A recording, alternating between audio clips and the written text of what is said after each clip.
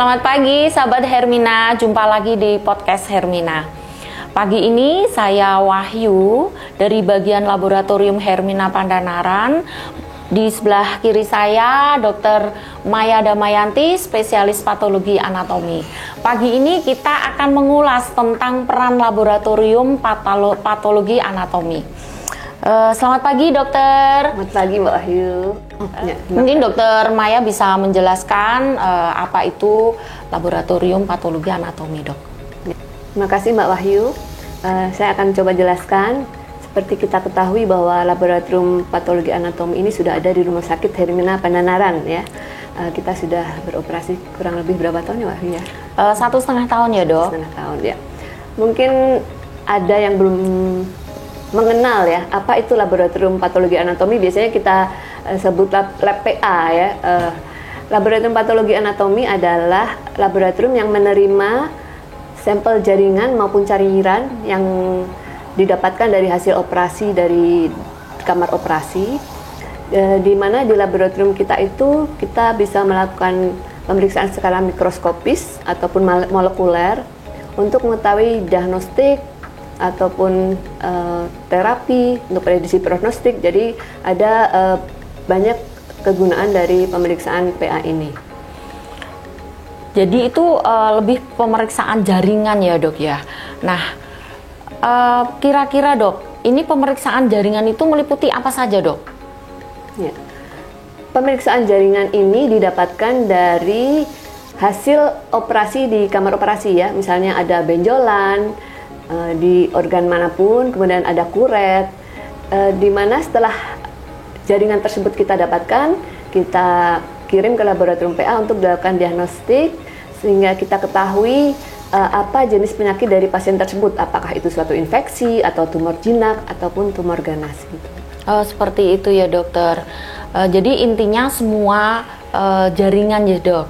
Jaringan ataupun cairan. Jaringan ataupun cairan. Menerima jaringan juga menerima cairan. Cairan-cairan itu bisa berasal dari cairan yang ada di paru, di perut, ataupun cairan dari organ lain. Seperti itu ya dok. Kalau misalnya ini dok, untuk amandel dok, itu apakah perlu di PA dok? Ya, semua jaringan yang diambil dari tubuh kita wajib dilakukan pemeriksaan. Berdasarkan peraturan Menteri Kesehatan nomor 755 tahun 2011 menyatakan bahwa semua jaringan yang diambil dari tubuh kita, jaringan tidak normal ya, wajib dilakukan pemeriksaan patologi anatomi kecuali hasil sirkumsisi atau hasil sunat itu nggak perlu di PA.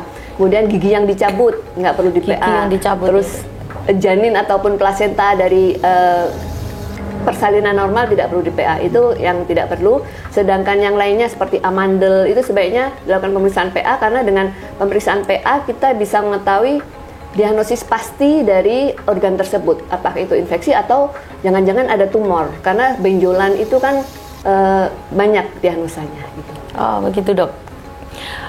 Untuk pemeriksaan patologi anatomi sendiri dok, itu kan butuh waktu ya dok ya untuk menyelesaikan pemeriksaannya. Kira-kira berapa lama dokter? Ya, ini yang mungkin perlu sahabat Hermina ketahui bahwa pemeriksaan PA ini tidak sama dengan pemeriksaan yang di lab klinik seperti lab darah, urin dan sebagainya, karena pemeriksaan ini memerlukan waktu yang proses yang cukup panjang. Jadi jaringan operasi itu perlu difiksasi di formalin ya, direndam dalam formalin selama 24 jam dulu sebelum dilakukan pemrosesan. Jadi begitu dioperasi, direndam dulu 24 jam, baru kemudian dimasak dengan alat yang ada di lab kita.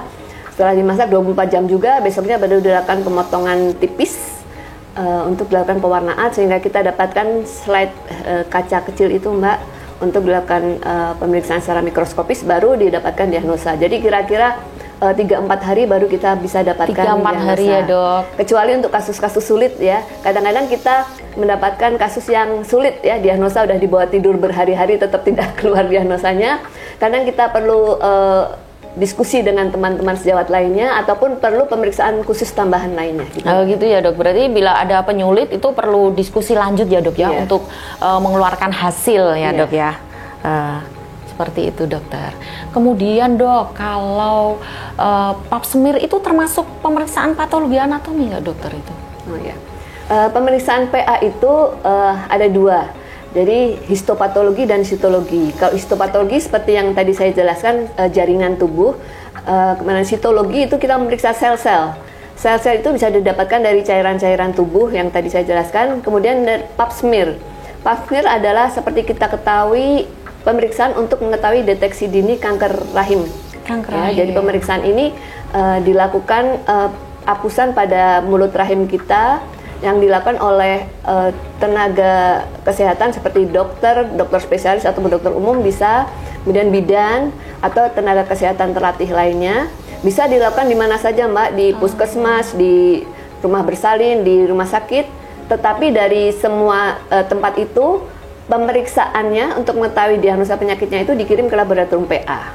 Jadi kita lihat sel-selnya dari rahim itu apakah normal atau sudah mengarah ke suatu keganasan. Jadi dimanapun diambil pap smear tetap dilakukan pemeriksaannya di laboratorium PA gitu. Sebaiknya kapan dok kita periksa pap smear itu dok? Pap smear ini sebenarnya wajib dilakukan untuk wanita yang sudah menikah di usia berapapun sampai wanita itu tua ya, sampai 60-70 tahun sebaiknya dianjurkan pap smear setahun sekali, walaupun tanpa keluhan. Walaupun tanpa keluhan ya dok, iya. ya, setahun sekali ya dok. Terima kasih dokter Maya yang sudah bersedia bergabung di podcast pagi hari ini dok. Sangat bermanfaat apa yang telah disampaikan dokter Maya untuk sahabat-sahabat Hermina.